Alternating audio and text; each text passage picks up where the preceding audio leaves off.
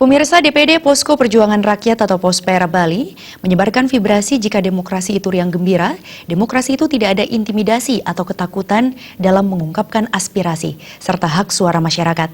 Edukasi demokrasi tersebut dikemas dengan berbagai kegiatan seperti pasar rakyat dan hiburan rakyat.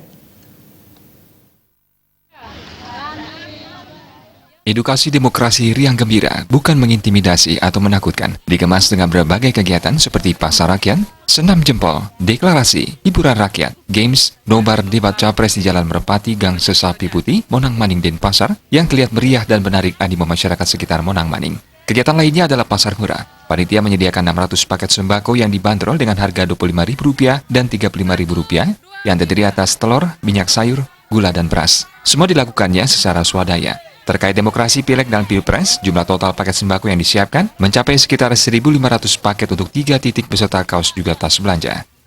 DPD Pospera Bali, Kadek Agus Eka Nata mengatakan, kegiatan ini menyerap apa yang dibutuhkan masyarakat. Mereka membutuhkan satu wahana, sehingga apa yang dilakukan Pospera merupakan permintaan masyarakat dan Pospera hanya memfasilitasi. Di Jembrana misalnya, selain menggelar pasar murah, Pospera juga bersinergi dengan FPNKRI Bali, juga jaringan Kiai Santri Indonesia, untuk menyelenggarakan Bali Bersolawat 3. Acara yang diinisiasi 3 organisasi tersebut juga dihadiri Wakil Bupati Jembrana, Kembang Hartawan, dan tokoh sentral Jembrana, Habib Salim. Pusat utama kegiatan Pospera memang di Monang Maning. Perbedaan pilihan diharapkan tidak menghapus rasa kebersamaan dan persaudaraan.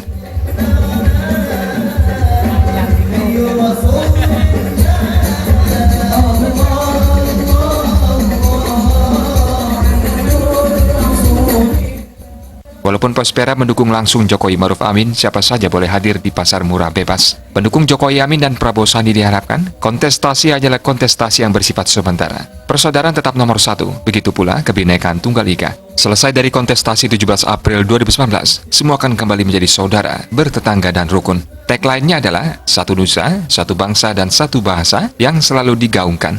Tim Liputan Bali TV.